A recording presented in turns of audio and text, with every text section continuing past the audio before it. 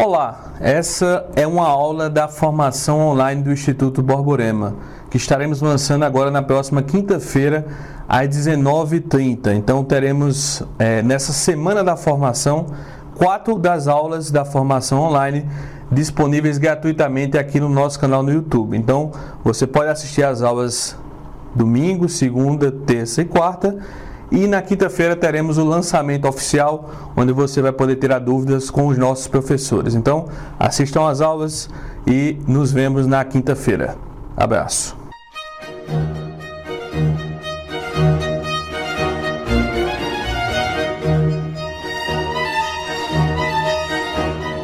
Olá, meus amigos, sejam bem-vindos à formação básica online do Instituto Borborema. Esse nosso trabalho que vem sendo feito, vem sendo gestado há alguns bons anos, talvez mais que uma década, e finalmente chegamos no ponto de, depois de muitos pedidos, ofertar-vos esse programa de estudos. E para começar, o que acontece? Há algo muito importante que eu aprendi nesse caminho de estudos, que é você situar a situação concreta na qual você se encontra, né? Não adianta a gente fingir que estamos nos debates da escolástica, da Idade Média, ou que estivéssemos na Academia de Platão, ou mesmo em outros tempos de universidade, em que houve algum bem efetivo educacional. Então, a primeira coisa que temos que fazer é partir da situação real e concreta que nós nos encontramos, né? E através dessa primeira descrição que eu vou tentar fazer, eu quero que vocês percebam 3 coisas, né? A primeira é a situação geral mesma, né? A situação brasileira na qual essa formação básica ela se insere. Depois eu quero que vocês percebam que esse caminho, né, que eu vou descrever, esses fatos que eu vou descrever em relação à formação, eles dizem respeito ao nosso caminho, né, pessoal, dos professores e também de alguns alunos do Instituto, alguns membros do Instituto, e da própria, do próprio desenvolvimento dessa formação que agora nós vos ofertamos, né? Em terceiro lugar, eu quero que vocês percebam o quanto disso toca a vocês individualmente, porque no fim das contas, o que importa é isso, né? Não adianta de nada a gente estar falando mal da situação em torno, não adianta de nada a gente ficar apontando o dedo e perdendo nosso tempo inteiro simplesmente para denunciar todos os erros, todas as coisas, porque primeiro, são coisas demais, né? E segundo, esse tipo de atitude ele não tem uma fertilidade existencial, ele não produz boas coisas, né? Em certa medida é necessário que façamos isso, mas em certa medida. É preciso discernir que medida é essa. Então, quando a gente fala assim das coisas que são trágicas, das coisas que são desordenadas, né, é para que nós precisamente entendamos que nós estamos inseridos nesse contexto e de algum modo estamos falando de nós mesmos, né? Quando for portanto descrevendo todas essas coisas, eu quero que vocês tomem esse prisma, né? É sobre você mesmo que eu estou falando, do mesmo jeito que eu venho falando sobre mim mesmo há muitos anos, para poder tomar alguma atitude quanto a essa educação, quanto à solução desses problemas que vão sendo apresentados. E por isso que o título da aula é A Lama Nacional e o Milagre Brasileiro. Ora, veja só. Nós vivemos num país em que a situação ela é tão desgraçada, né? Ela é tão desordenada, tão profundamente absurda, que seja porque somos vítimas delas não a percebemos, seja porque quando a percebemos tentamos desviar o olhar porque é muito pesada, seja porque, né, são muitas coisas e não se consegue sistematizar todas e perceber quão grave é a situação. Mas essa é a minha primeira proposta para vocês. Eu vou fazer um exercício imaginativo que, na verdade, todos deveríamos fazer para entender a situação real da qual nós partimos, certo? Então, a primeira coisa é, quanto à criminalidade, né? Todo mundo sabe a situação da criminalidade comum no Brasil. Então, você tem 60 mil assassinatos por ano. A coisa vem diminuindo um pouco, mas a gente chegou ao número absoluto de assassinatos maior do mundo, né? Então, mas quando a gente fala assim em números, as pessoas não geralmente conseguem projetar de maneira concreta, mas 60 mil assassinatos, 60 mil pessoas mortas. Mas ainda temos os desaparecidos que não sabemos, não sabemos se integram, em que parte se integram nessa contabilidade, até porque somente cerca de 10% dos casos são resolvidos, então, daqueles que são apontados como assassinatos. Então, e também desaparecidos, essas coisas, então sabe se a coisa é maior. A gente sabe também que existe um altíssimo número de estupros, de crimes, outros de violência física, além de que a gente também tem um número altíssimo de roubos, né? Veja, em muitas muitas cidades a gente não pode sequer andar na rua na hora devida. A gente todo mundo foi vítima em algum momento da vida, e assim, quando não várias vezes, de episódios de roubo, até de invasão domiciliar, de sequestro, de ser mantido como refém, né? Enfim, a gente pode aí expandir todas essas coisas. Bem, então, em primeiro lugar, isso com certeza tem um impacto. Não é só o impacto do ato quando ele acontece, mas o impacto de estar numa atmosfera em que todas essas coisas acontecem em grande número e grande frequência, que sempre se pode ser vítima disso. E aí a gente também tem a parte do tráfico de drogas, né? O tráfico de drogas que é também um dos, se não o maior fator que fez com que aumentassem todos esses outros crimes, inclusive os de assassinato. E aí o tráfico de drogas, vocês sabem muito bem os males que causam, inclusive, quanto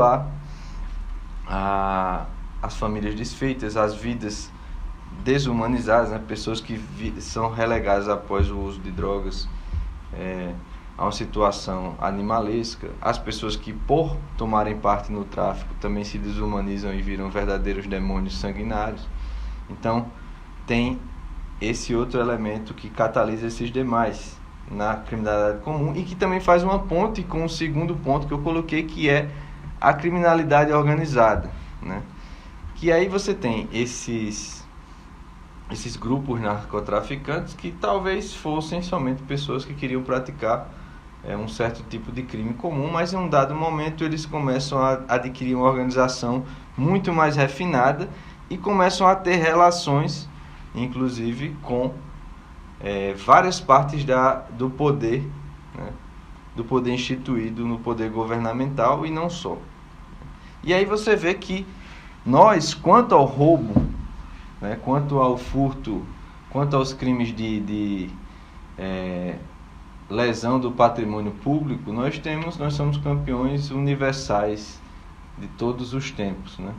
Basta ver as últimas apreensões dos últimos anos, né, a partir da Lava Jato e de outras operações similares, e o que foi exposto quanto a número, né, e quanto a pessoas envolvidas. A cada dia você tem ainda mais operações. Agora, aqui na Paraíba mesmo, temos a Operação Calvário, que vai prendendo membros do TCE, governador, vereadores, vai apontando inclusive a relação desse pessoal com a Cruz Vermelha. Enfim, você tem o roubo praticado desde o judiciário até o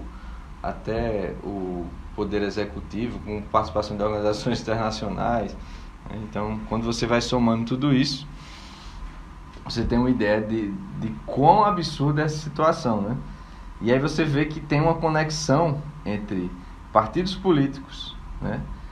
Entre movimentos ditos sociais, né? Você tem lá a CUT, você tem MST, você tem inúmeros tipos de sindicatos, você tem ONGs, você tem essa coisa toda, e você tem a ligação desse pessoal com os próprios políticos, com os próprios partidos, com as pessoas que ocupam os poderes federais, estaduais e municipais, e com empresas e com organizações narcotraficantes e terroristas. né? Então a gente tem uma ligação aí que se faz mais profunda e faz essa conexão entre o crime comum e o crime organizado, que foi um termo que eu coloquei aqui, mas digamos, é aquele crime que se às vezes chama de colarinho branco, né? Ou seja, aquele crime que, embora as proporções sejam muito maiores, às vezes eles passam desapercebidos e as pessoas não geralmente dão a mesma carga de reprovação, não percebem de maneira tão reprovável as ações desse pessoal. Mas aí você tem essa conexão toda, veja o que eu estou falando. Você tem desde políticos a movimentos sociais, ONGs, você tem empresas, tem narcotraficantes, tem terroristas, tem um sem número de pessoas envolvidas em esquemas absurdos de corrupção, né? E aí você vê, inclusive, que foi formado aquele negócio chamado Foro de São Paulo, né? Foro de São Paulo, eu não vou me deter quanto a essas questões políticas, eu estou pontuando tudo isso para que a gente se coloque na situação concreta e veja, aguarde um pouco, você vai entender onde é que eu quero chegar quanto à formação básica e quanto à educação falando essas coisas. Mas aí a gente tem o Foro de São Paulo, que não é nada mais, nada menos do que uma organização internacional, né, que foi feita para coordenar ações nacionais de partidos e de governos, o que por si já é imoral, né, porque você ataca diretamente as soberanias nacionais, e que foi criado por Lula e Fidel Castro, ou seja, o ditador cubano e o ex-presidente brasileiro, que à época não era presidente, certo? E aí eles criam com o intuito de revigorar na América Latina aquilo que fora perdido na União Soviética, ou seja, claramente eles já dizem que a coisa foi feita para,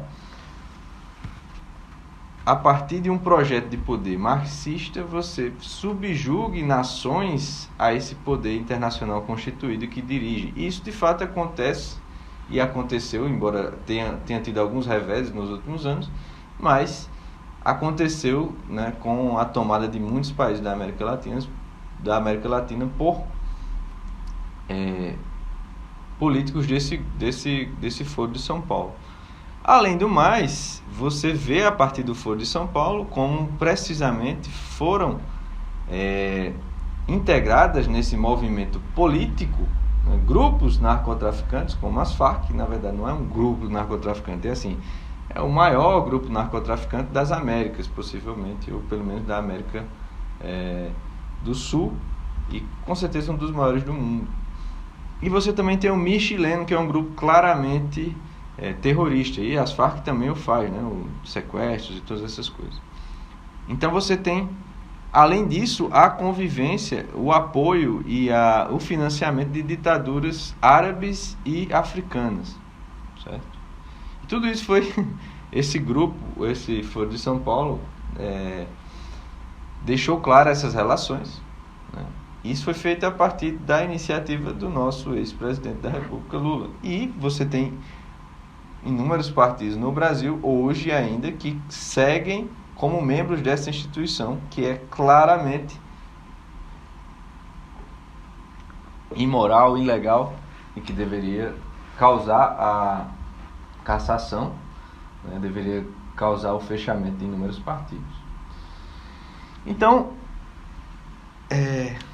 quanto à criminalidade, isso dá uma ideia de como a coisa é absurda em todos os níveis, né? Você sabe que também todos esses fatos fazem com que você veja claramente o crescimento dos crimes comuns a partir das ações desses políticos, dessa criminalidade organizada, que nos seus discursos, nas suas relações, inclusive com intelectuais que os orientam, eles abertamente defendem sempre, né, o lado daqueles que praticam crime de tráfico, minimizam os danos, minimizam a responsabilidade daqueles que praticam crimes de roubo, de assassinato, de sequestro, essas coisas todas. Então você vê que existe uma relação muito profunda entre todas essas coisas e que, pelo seu tamanho, pelo que foi conseguido fazer em termos de roubo, em termos de crescimento de assassinatos, por exemplo, você vê que é algo extremamente disseminado na sociedade como um todo.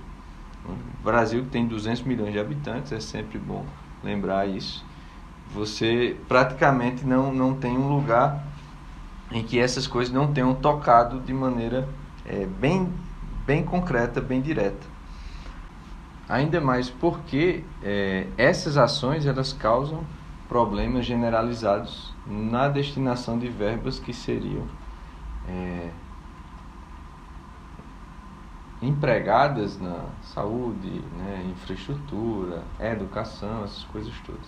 Então, necessariamente essas ações organizadas de criminalidade que englobam o governo e que também a permissividade do governo para que graças a esses outros tipos de crimes comuns na sociedade, eles têm inúmeras consequências desde dentro as ações governamentais, como também a partir da omissão que faz com que essas outras ações criminosas possam desenvolver mais livremente.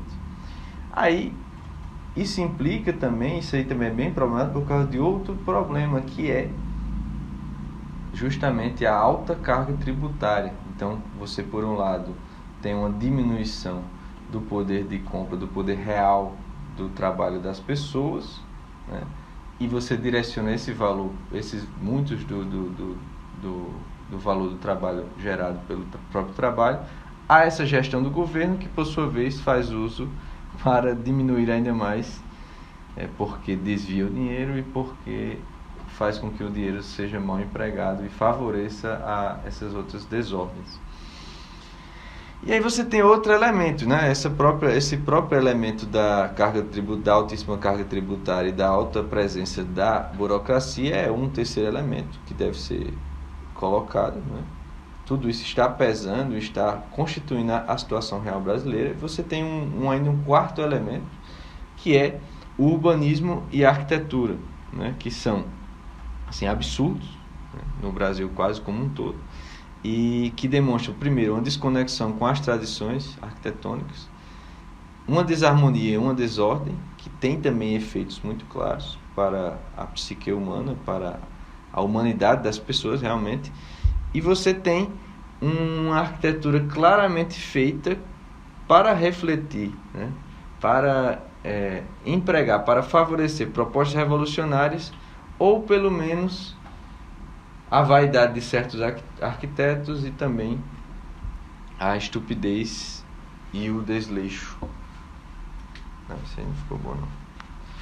E você tem esse quarto ponto, que é a arquitetura e o urbanismo do Brasil, que são assim, coisas extremamente problemáticas também, porque elas são de uma desarmonia e de uma desorganização e de uma desordem tão grandes, né, que isso tem um efeito psicológico claríssimo. Isso tem um fechamento em certo nível para a percepção da realidade, e você tem uma negação da humanidade das pessoas pelo modo que a coisa é constituída, né? Modo como as cidades, como as construções são feitas, até porque essas construções, essas cidades, elas perdem em um determinado período uma conexão com as tradições desse tipo, e você também tem claramente, propositadamente, a construção dessas coisas para empregar, para favorecer propostas revolucionárias, propostas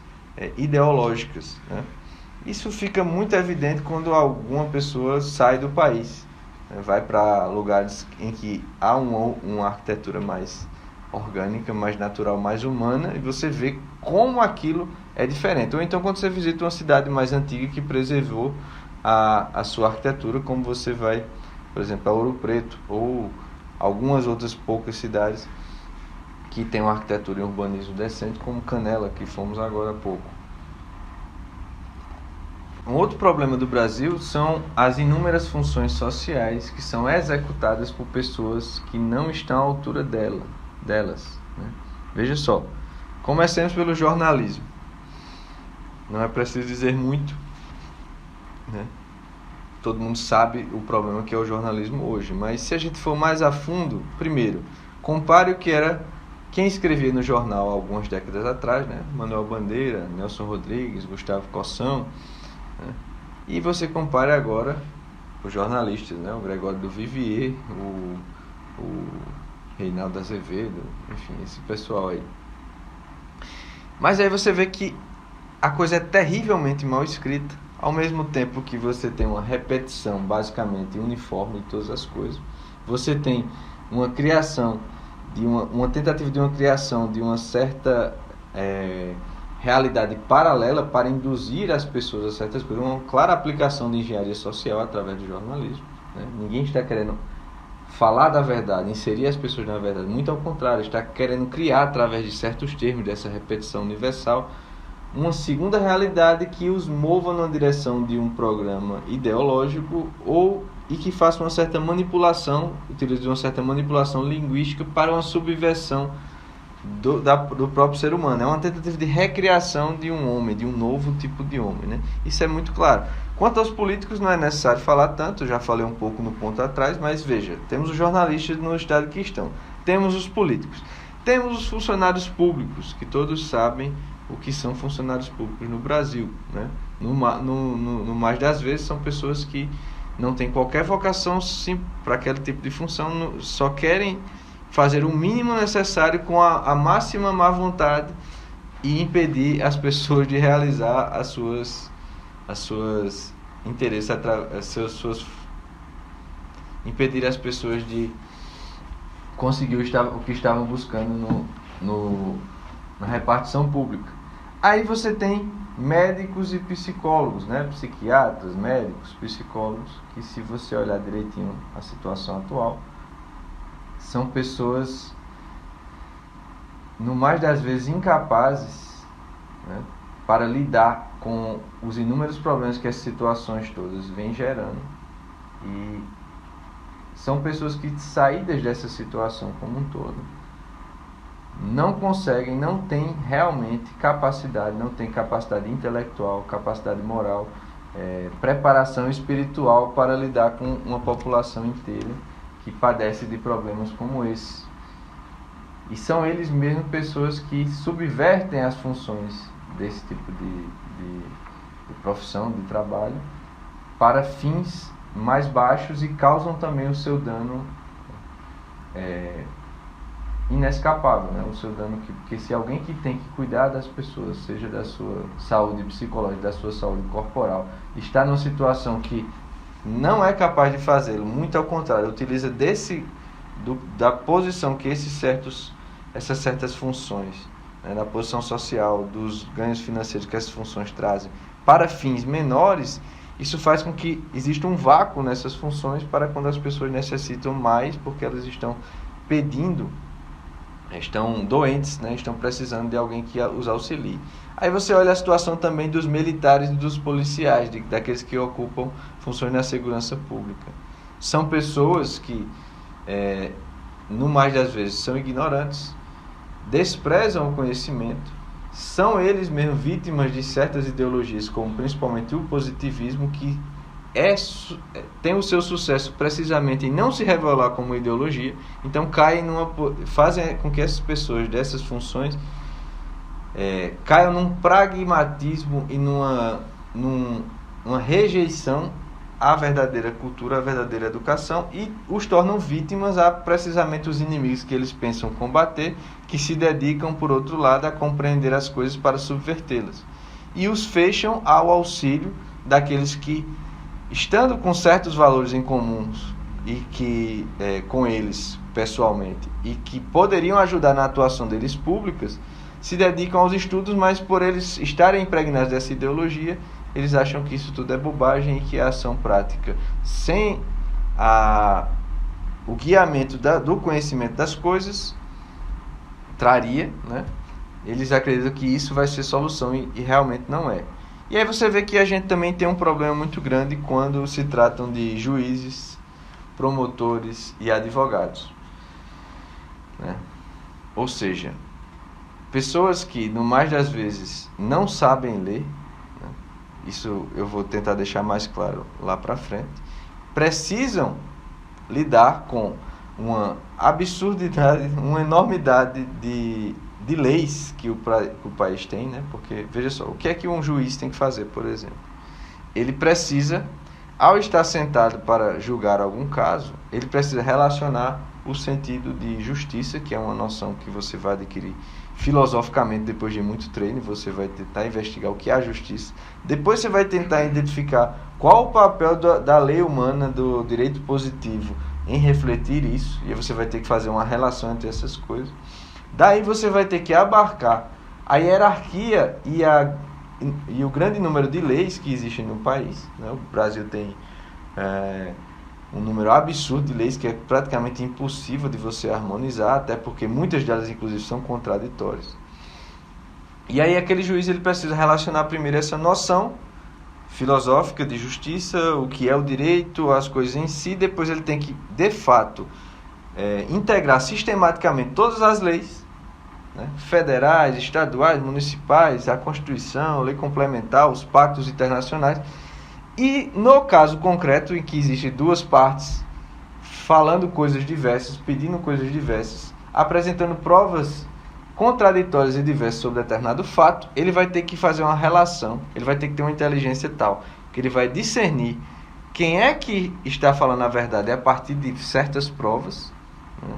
Qual é a verdade dos fatos, que não está claro, ele não estava lá na hora, então ele vai ter que ter um trabalho todo de imaginação aí, né? E de imaginação a partir de certos elementos simbólicos, certos elementos que representam o que de fato teria acontecido, né? E ele vai ter que discernir isso a partir do que as pessoas falam, a partir desses elementos, vai relacionar com todas essas leis e com essa noção que ele já tem de justiça para dar uma determinada sentença, né, que vai ter efeitos práticos e muito reais sobre a vida daquelas pessoas, que pode ser você, que pode ser sua mãe, que pode ser qualquer pessoa, né? E aí note que dentro desse processo você tem os advogados e os promotores que também vão, cada qual, lutar por determinada parte, né? E aí entra toda a questão de quando é que se deve fazer aquilo, se a pessoa, né, está com a verdade ou não está, enfim. São várias outras questões complexas que se assomam a tudo isso. Além de mais, uma coisa que as pessoas perdem de vista é a seguinte: essas mesmas pessoas que usam essa pessoa da parte de direito, da qual eu também me insiro, né? Eu me formei em direito e eu sei do que eu estou falando até por conhecimento de causa. Essas pessoas são responsáveis basicamente por todas as leis do país, certo? Não só pela aplicação, mas também pela produção das leis, porque afinal são essas pessoas com formação em direito que vão chegar a ser assessores de deputados, de senadores, de deputados estaduais, de vereadores. Eles vão ser assessores também do Poder Executivo, que vão emitir medidas provisórias, enfim, portarias, esse tipo de coisa. Então você tem todo esse pessoal do direito, basicamente, com uma incapacidade extrema em todos os níveis, né, propondo as leis e aplicando as leis. Isso tem consequências, né? Vocês sabem muito bem. Mas não fica só por aí. Dê uma olhada qual o estado dos nossos sacerdotes, dos nossos religiosos, das pessoas que fazem direção espiritual das outras pessoas. Elas também estão inseridas nessa mesma sociedade que tem todos esses problemas, que todos esses problemas recaem sobre essas pessoas, sobre eles também, e que, se você comparar o que é, por exemplo, um padre atualmente e o que era um sermão do padre Antônio Vieira, né, que também esteve no Brasil, se você for olhar o que um padre Júlio Menville, por exemplo, se for olhar sacerdotes de alguns séculos atrás, você vai ver que há uma distância absurda. Então existe algum problema muito claro, né, entre essas pessoas que querem direcionar, devem ter o dever, tem a função social de direcionar as pessoas espiritualmente, então, e o que já se teve anteriormente. Então há algum problema muito sério, né? As pessoas não conseguem. Você vê também esse fenômeno muito claro hoje, que você tem leigos que precisam estudar por si só, através das obras, através dos livros, do catecismo, precisam estudar sobre essas coisas para poder eles mesmos se direcionarem, né, espiritualmente.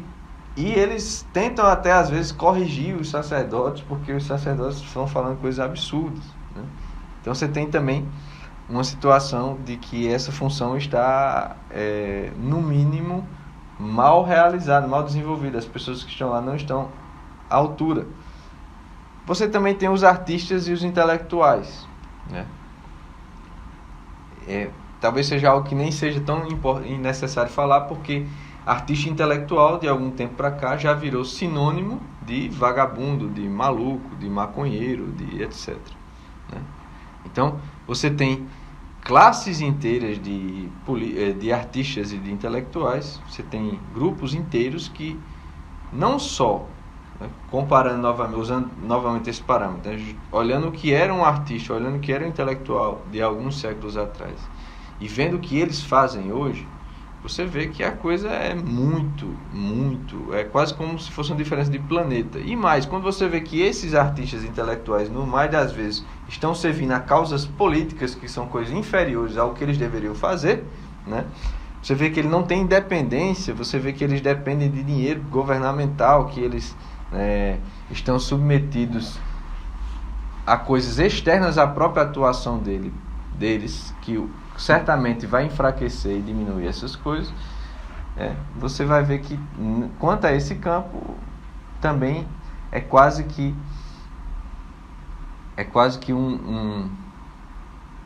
você vê que também, quanto a esse campo, praticamente você tem uma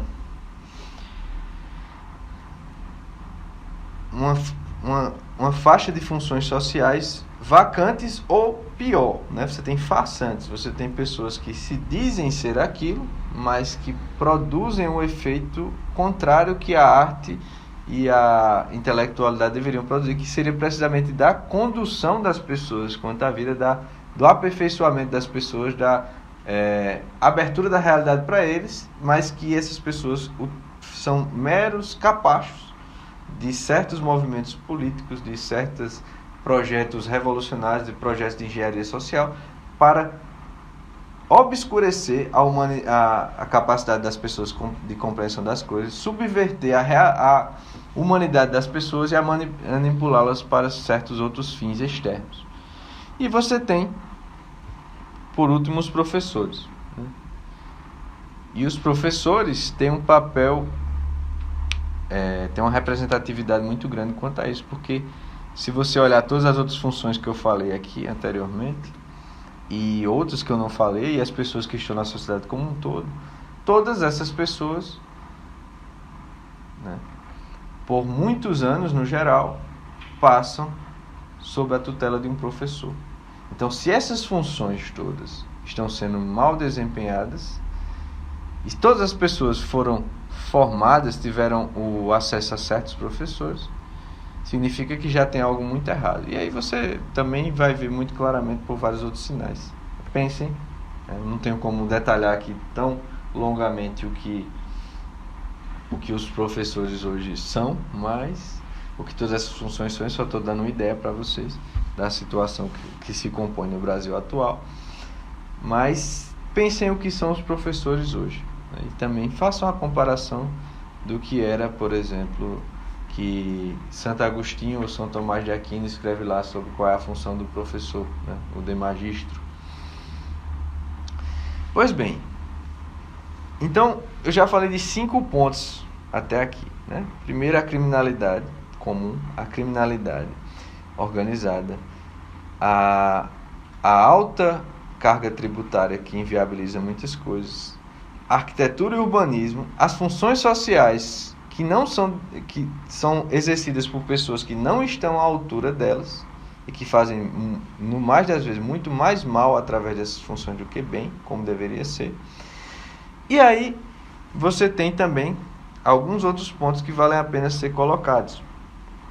Primeiro, o baixo nível dos produtos culturais de circulação, né?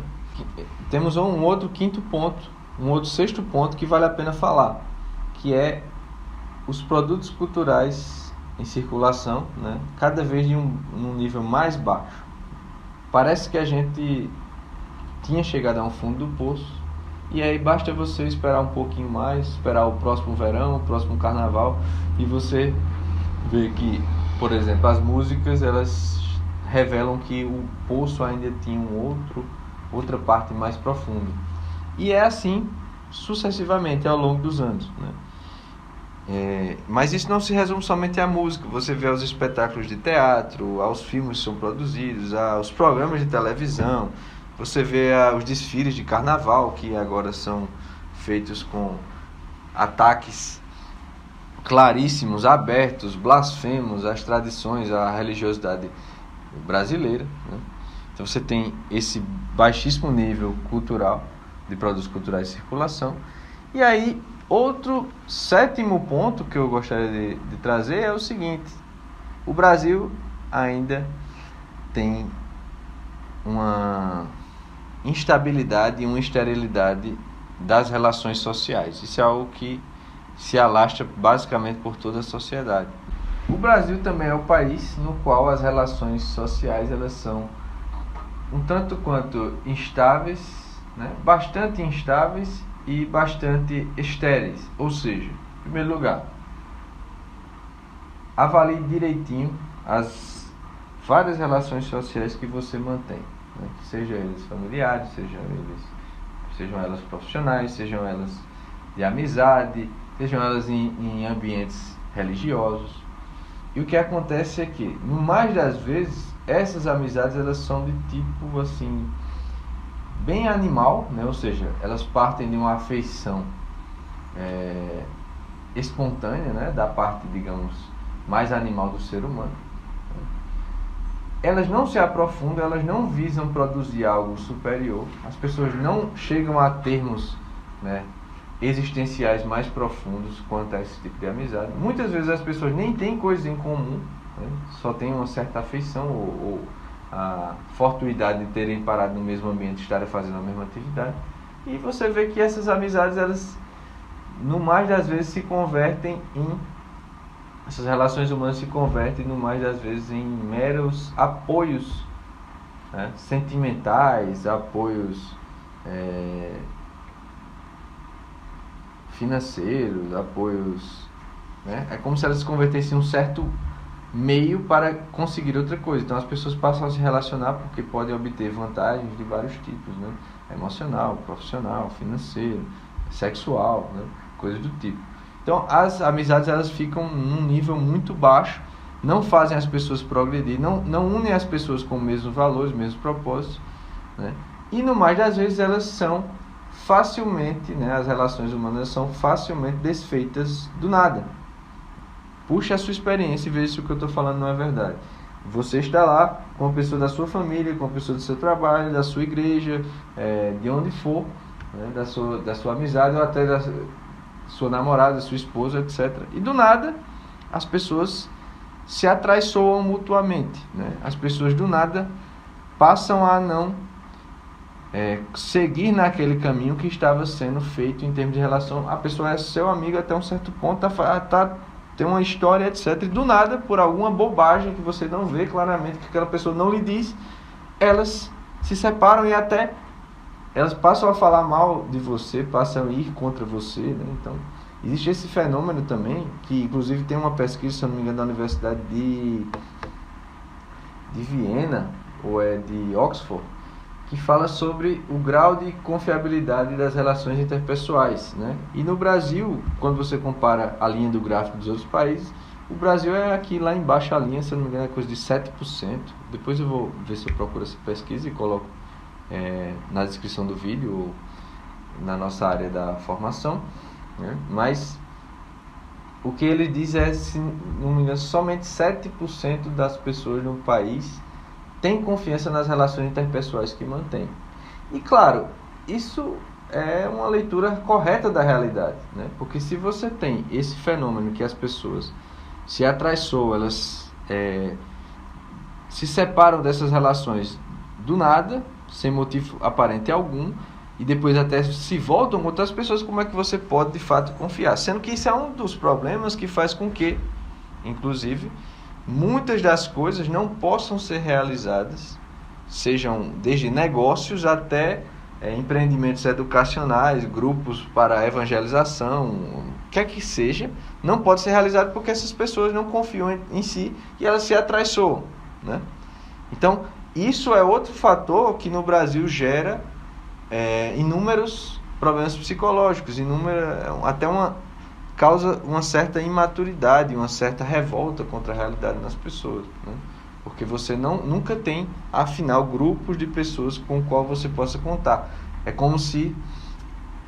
porque essas relações humanas, o normal, já que o ser humano é um ser social, é que eles constituam uma parte da integração das pessoas na realidade, né? Uma parte de uma certa segurança de como as coisas funcionam. E aí, quando você tem uma instabilidade nisso, é como se você também tivesse uma instabilidade das próprias forças naturais, né? Como se você tivesse desordem desse tipo. Então, isso vai causar muitos problemas, sim, né? E aí, além do mais, você tem no Brasil uma certa consignação, uma certa consolidação de costumes degradantes, né? Então, é como se certos vícios pessoais eles fossem sendo replicados, eles fossem sendo transmitidos, fossem frutificando e depois, por se disseminarem de maneira tão comum, eles se estabelecem como costumes e, se estabelecendo como costume, eles passam a pesar sobre aquelas próprias pessoas que queiram se livrar dos vícios e sobre aquelas pessoas que passam a adentrar numa determinada sociedade, né? Por exemplo, crianças que vão crescendo, adolescentes, ou pessoas que vêm de fora, e pesam sobre elas para que elas também tomem esse tipo de atitude. Por exemplo, no Brasil é muitíssimo comum o incentivo precoce e perene pela segurança, por buscar a segurança, né? Então, quem aqui, né, nunca passou por aquela fase em que seus pais estão dizendo a você que você tem que buscar um emprego estável, que ganhe um bom dinheiro, que trabalhe pouco, que se aposente cedo e que não tenha risco de você ser demitido. Mas, ora, isso está sendo dito para uma criança, para um adolescente, alguém que deveria estar justamente se dispondo às coisas grandes, às coisas difíceis, às aventuras, né? As coisas que devem ser enxergadas pelo coração e ser buscadas pela vontade, né? Para que justamente se possa testar, discernir, conseguir forças e se individualizar como ser humano, né? O professor Olavo até tem uma descrição muito boa sobre isso quando se trata das 12 camadas da personalidade, né? Então, esse é um dos problemas, inclusive, esse é um dos fatores que faz com que você tenha uma população quase totalmente indolente, né? Preguiçosa, covarde, o que faz, inclusive, com que você não possa responder a todo esse estado absurdo que a gente se encontra. Então, esse é um dos maus, né, costumes, um dos costumes degradantes que se consignou como se fosse virtude, como se fosse algo bom, como se fosse algo decente, né? Tem outro costume, por exemplo, que é aquela expressão do professor Olavo, que é a síndrome do caranguejo no balde, né? E da inveja, que até você tem isso muito claro. No Brasil, não sei se é o Tom Jobim que fala isso, no Brasil ter sucesso é uma afronta pessoal, né? Então, no Brasil também é muito comum a inveja ser colocada como algo normal, algo até retroalimentar de uma pessoa para outra. E tem essa síndrome do caranguejo no balde, que é quando alguém está saindo de uma determinada situação, vem os demais caranguejos e o puxam para baixo, né? E ficam todos felizes quando precisamente as pessoas estão na mesma desgraça, na mesma lama. Enfim, existem vários outros, como o próprio auto-engano, né? Veja que interessante, a gente tem o maior escritor de prosa brasileiro, que grande parte da obra dele é falando precisamente, descrevendo em detalhe o auto-engano, né? Como é que você se engana a si mesmo. E, cara, vamos pensar o seguinte: se esse é o maior escritor brasileiro, ele viveu no Brasil, ele nasceu e viveu no Brasil, e ele foi falar do Brasil, e ele, né, deu tanta ênfase a isso, é porque isso realmente é um traço marcante, e é um traço que com certeza nos toca, né? É algo que realmente pesa sobre nós também. Mas aí, veja, até aqui eu estou descrevendo inúmeros fatores, inúmeras coisas que estão estabelecidas no nosso país, que são absurdas, né? Que são muito graves e que são muito disseminadas, são muito amplas, né? Tocam muitas partes das relações, e com certeza isso tudo pesa de algum modo, isso forma a realidade da qual nós devemos partir para essa formação, né? Só que aí eu queria chamar a atenção, antes da gente seguir adiante, para o último e mais importante ponto. É que, veja, a gente tem todos esses problemas que eu narrei até agora. Mas aí, quando a gente chega à educação, a coisa é ainda mais absurda. Primeiro, por quê? Todas essas coisas, elas acabam por influenciar, né, se relacionar umas com as outras. Por exemplo, a maneira que um jornalista realiza sua função social vai enviesar como a população vê o mundo, né? Vai fechar-lhe, por exemplo, vai fechar-lhes a inteligência para perceber como as organizações criminosas, o crime organizado e o crime comum atuam, né?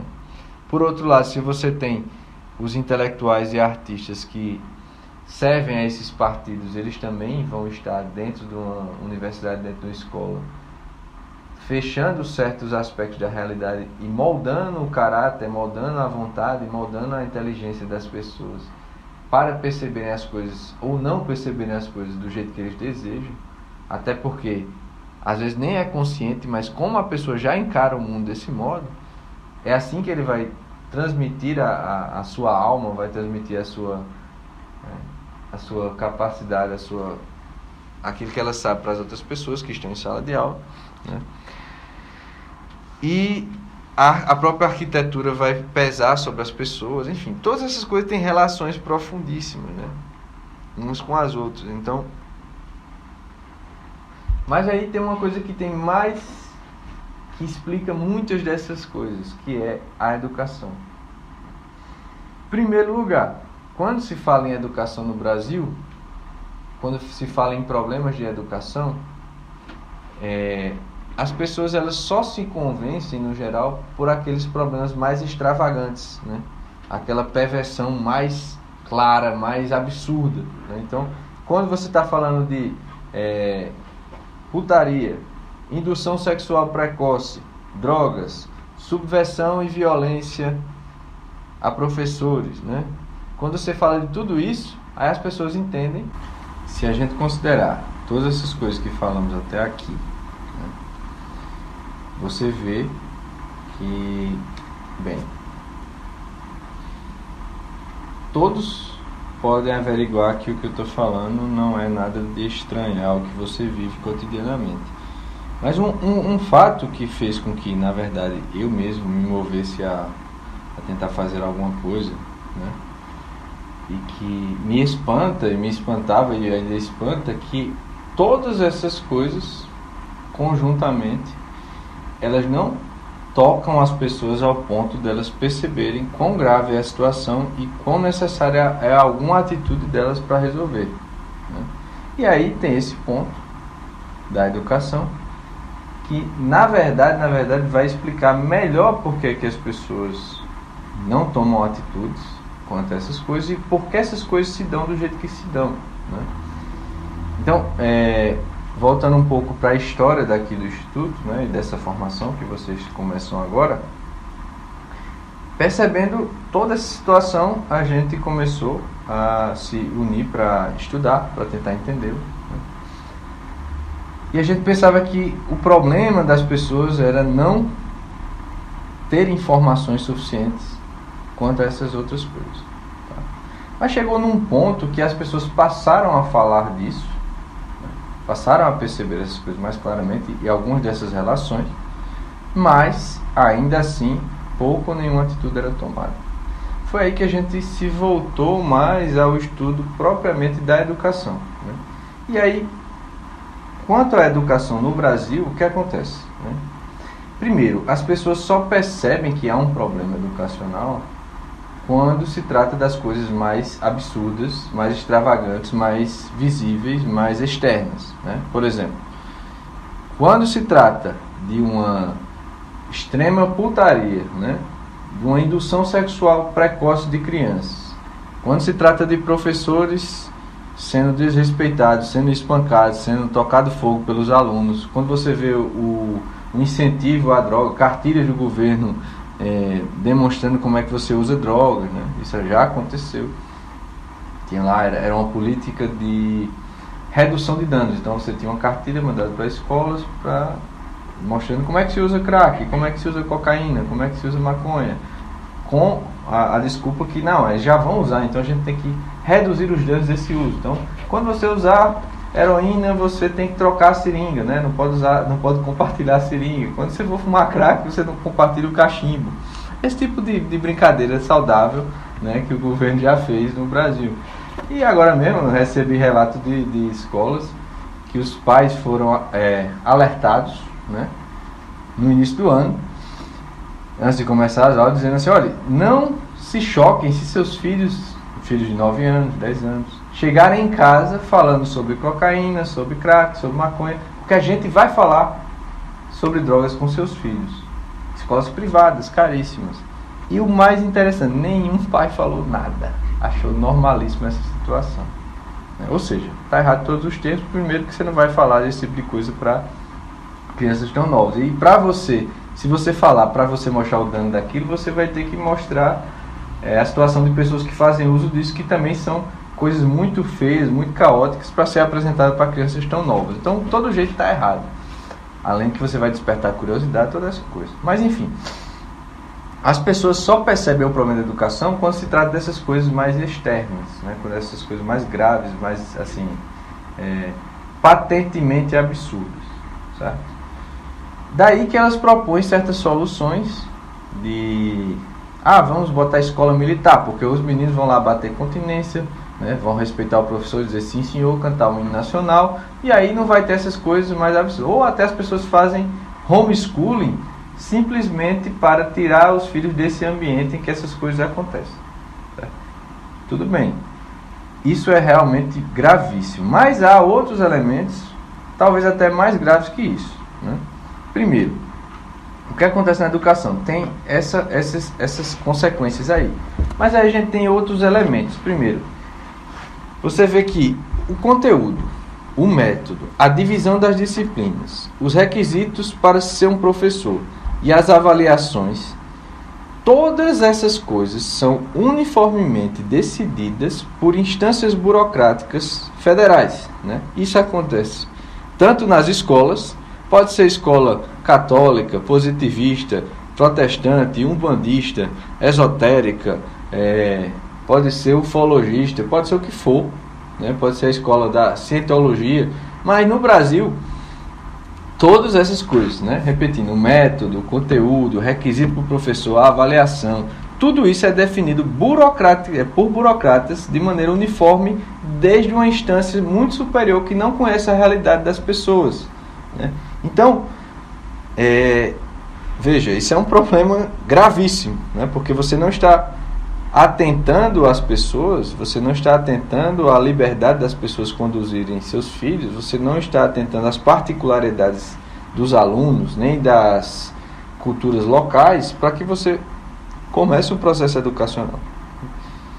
Mas, ainda mais, você vê que existe também, além desses dois fatores que eu já falei na educação, você tem a disseminação de ideologias, do marxismo, do tecnicismo, do cientificismo, do positivismo. Todas essas coisas permeiam de um modo quase que universal e sem deixar espaço para outros tipos de compreensão, inclusive da compreensão real do mundo, né? Então, é muito engraçado que as pessoas às vezes só percebem algum tipo, né, o mais extravagante no geral, que é o marxismo, né, algum tipo dessas ideologias, mas as alternativas a elas são também ideologias extremamente danosas. E aí você tem, na verdade, né, outro fator que é que na escola o que acontece é uma reunião heterogênea de pessoas, né?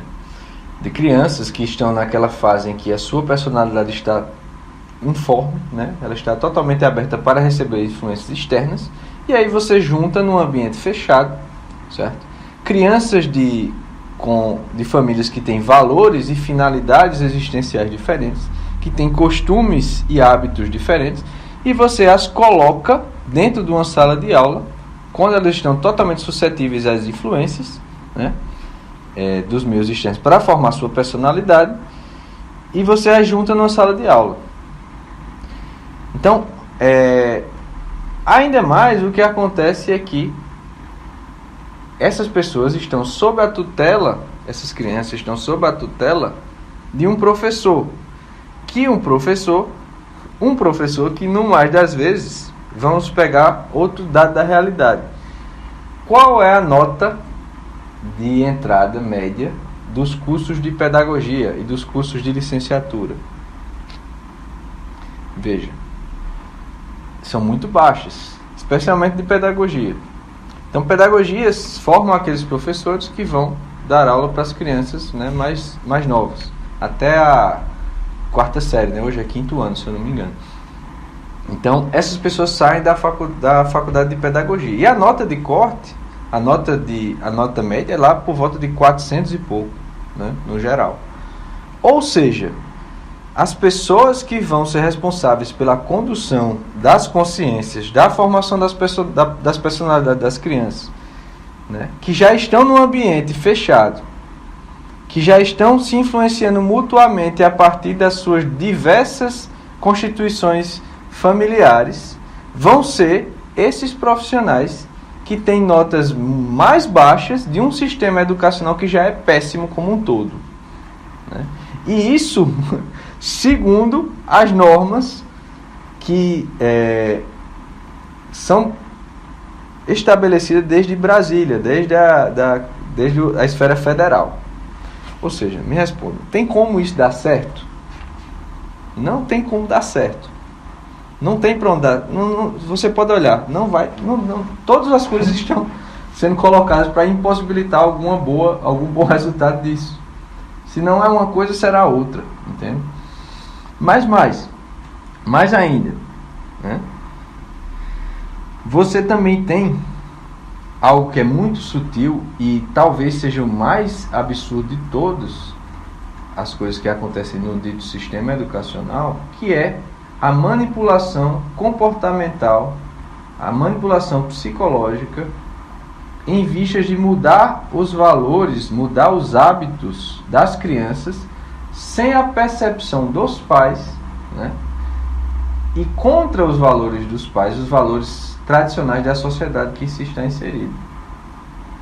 Se você duvida do que eu estou falando, dê uma olhada no livro Maquiavel Pedagogo, né? Foi publicado pela Vida Editorial. Maquiavel Pedagogo, ele demonstra que não é algo que surgiu ontem, né? Daí é um problema também as pessoas pensarem que a educação é algo que está ruim por causa do PT. Não, claro que o PT contribuiu bastante, né, para a desgraça, mas é algo que vem de alguns séculos, né?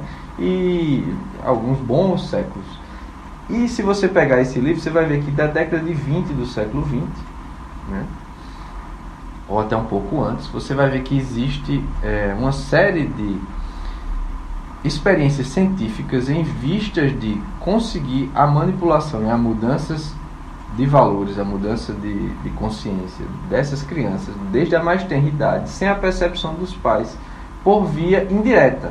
Ou seja, o modo como você aplica uma determinada atividade, o modo como você dispõe a sala de aula, o modo de exercício que você passa, né, de teatro, de atividades de grupo que vão engajar as pessoas de determinado modo, sem que elas percebam que está havendo um conflito ali, para gerar certa dissonância cognitiva, ou seja, para que a criança tenha que realizar algo contrário ao que ela aprendeu em casa, e aí você gera um conflito, porque é um hábito contrário a um valor.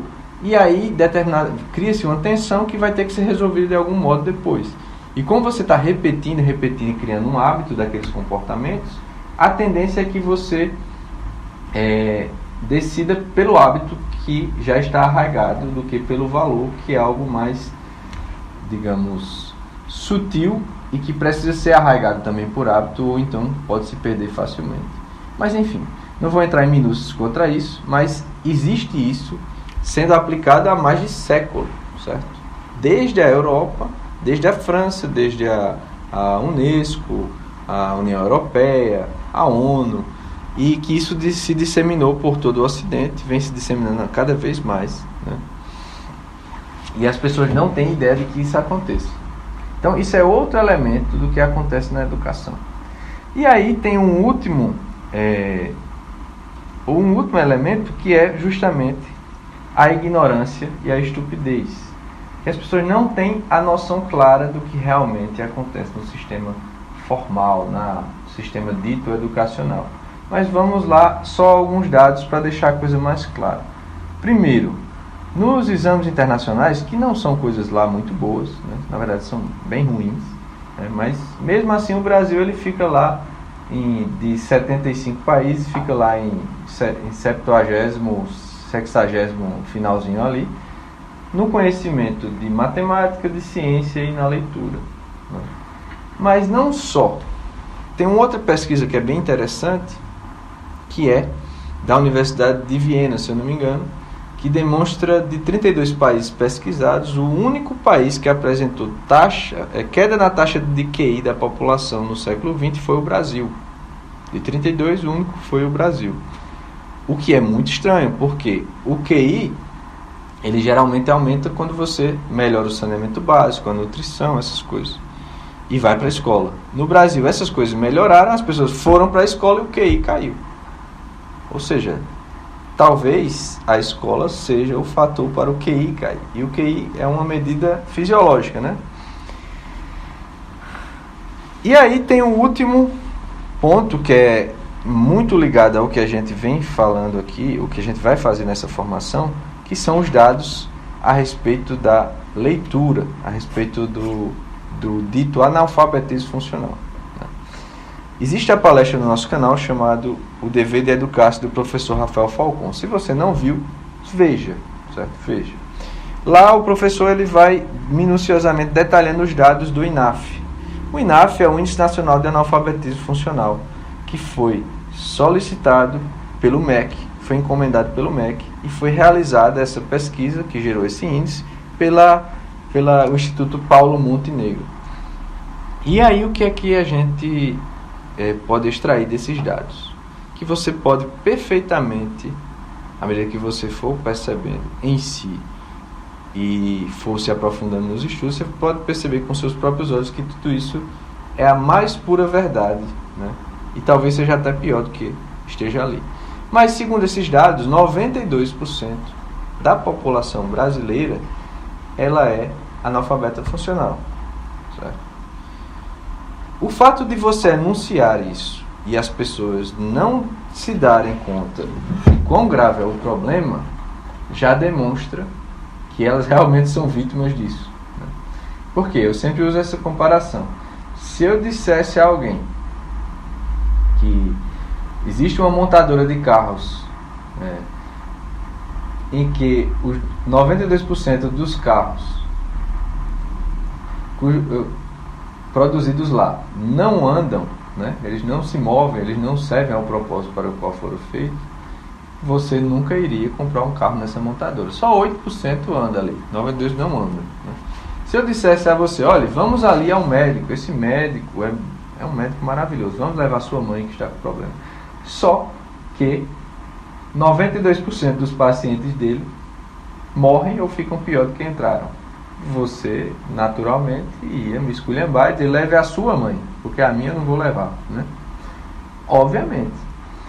Mas aí quando você diz que 92% da população brasileira é incapaz de ler um artigo de jornal, porque essa pesquisa não foi feita com Camões, foi feita com um artigo de jornal de 4 parágrafos, 92% é incapaz de identificar as informações com coerência, consequência, que estão no texto, certo? As pessoas acham que, beleza, e seguem fazendo as mesmas coisas que fizeram, colocam seus filhos na escola, vão para a faculdade, etc. Olha, Ao dizer isso, todo mundo deveria se escandalizar ao ponto de dizer, veja, deu errado, pô, deu errado. Não tem condições de algo que se propõe a educar alguém gerar 92% de pessoas incapazes de ler um texto de jornal. Ainda mais quando a quase totalidade da população passa pela escola, certo? E mais, passar pela escola significa você estar 5 dias por semana, 5 horas por dia, durante 15 anos, 20 anos, 25 anos, se você for para a faculdade, né, etc. Então, veja só, que tipo de ineficiência é essa? É um tipo de ineficiência muito raro, né? É um tipo de ineficiência que faz com que uma pessoa com esse nível de exposição continuada, né, num ambiente totalmente controlado, ela não consiga realizar a mais básica das operações, a mais necessária das operações da mente humana para prosseguir no caminho de estudos, que é a compreensão da linguagem, né? Então, essas coisas que eu estou falando agora, certo? Principalmente essa que eu falei a respeito da leitura, elas explicam, na verdade, muitas dessas outras. Porque a inteligência humana, ela funciona basicamente através da linguagem. Isso não era algo que era necessário ser explicado até algum tempo atrás. É tanto que toda a história da educação no Ocidente, ela sempre começou pelo ensino da linguagem, através da mais alta literatura daquele lugar, ou, né, de alguma cultura, de alguma outra região, mas cuja cultura tinha sido integrada àquele lugar. Depois eu vou explicar mais sobre essas coisas, mas a linguagem humana, o modo que a inteligência humana funciona é através da linguagem. Você precisa da linguagem para você guardar as informações que lhe entram pelos sentidos. Então, se você vê as coisas, se você percebe as coisas com os sentidos, você guarda uma memória daquelas experiências, daquelas coisas, né, através da linguagem, quão mais complexa for a coisa. Por exemplo, se eu falar de animais, se eu falar de objetos físicos, né, se eu disser a você, tem um cavalo, tem um macaco, tem um carro, tem um prédio ali que é tal e tal coisa, você consegue remontar na sua memória, remontar na sua inteligência, a partir de certos esquemas que você guardou, aquelas coisas que você percebeu com os sentidos, e você consegue me compreender através da linguagem. Então a linguagem, ela está fazendo essa ponte entre o que eu estou falando e aquilo que tem na sua cabeça como representação das coisas, e está evocando as coisas para que você consiga me compreender. Ora, isso acontece em relação a basicamente tudo, mas quando se fala de coisas mais complicadas, coisas mais sutis, como por exemplo justiça, verdade, maldade, desordem, caos, Estado democrático de direito, educação, Deus, o tempo, né? Enfim, quando você fala todas essas coisas que são frequentemente faladas, desde a igreja até o plenário da Câmara Federal, né? Inclusive as pessoas utilizam desses termos para decidir questões que vão influenciar e vão pesar sobre a vida de todo mundo. Quando eu falo disso, se você tem 92% de analfabetos funcionais, significa que você tem 92% de pessoas incapazes de sequer perceber que a linguagem humana tem uma racionalidade e não conseguem avaliar até que ponto a sua própria memorização, a sua própria representação de experiências que você viveu está correta ou não. Então, o que acontece é que quando eu falo alguma dessas palavras, o que vai acontecer na sua mente é uma evocação de certas coisas que ela representa, certo? Se você não tem domínio da linguagem, como a grande maioria não tem, e esses 8%, não fique feliz, porque assim, os outros 8% também não estão numa situação muito boa, né? Depois eu vou explicar melhor sobre isso. Vou falar melhor sobre isso. Se você não tem esse domínio, você não tem certeza nem de que as experiências reais que você viveu na sua vida, quando você for pensar a respeito dela, porque a gente não pensa diretamente sobre as coisas que a gente aprende, mas sobre a representação que está guardada na memória, você não tem certeza de que quando você voltar às suas experiências, você está voltando a elas ou você as está falsificando por mau uso da linguagem. Isso é ainda mais grave em tempos em que existe claramente uma tentativa de manipulação, de controle das pessoas através da distorção ou da negação da linguagem, né? Seja pelo marketing, seja pela mídia, seja pelas universidades e escolas, seja pelos materiais didáticos, seja por inúmeras coisas que vão umas alimentando as outras. Você tem claramente pessoas que querem fazer uso da linguagem, né, para fechar dimensões da realidade às outras. Então, se isso sempre foi necessário, esse domínio da linguagem, tanto mais agora em que há esses ataques claríssimos a ela, né? Então, o que acontece, portanto, é que se você tem a população inteira nesse estado, basicamente, significa que isso explica muito claramente porque essas outras coisas todas que eu falei de problemas do Brasil, elas não só não são resolvidas, como elas são aprofundadas pelas pessoas que estão nessas funções sociais, as pessoas que atuam diretamente sobre esses problemas, que causam esses problemas, que são elas mesmas os problemas, como também explica por que as pessoas não entendem e não têm poder, não têm capacidade de lidar com a situação, certo? Porque, na verdade, a inteligência, a falta de inteligência, como o professor Olavo também diz muito bem, é o tipo de coisa que é diferente dos outros bens, né? Quanto menos você tem um determinado bem, mais você percebe que não tem. Por exemplo, se você está com fome, você percebe que falta comida. Se você é pobre, você percebe que lhe falta dinheiro. Se você está sem abrigo, você percebe que falta, né, um lugar onde você possa se proteger. Se você está sofrendo, você percebe que lhe falta saúde, né? Enfim, todos os bens, no geral, você consegue perceber quando eles lhe faltam. A inteligência é precisamente o oposto. Quanto menos você tem inteligência, menos você percebe que falta. Porque a própria inteligência é necessária para você começar a perceber o seu repertório de ignorância.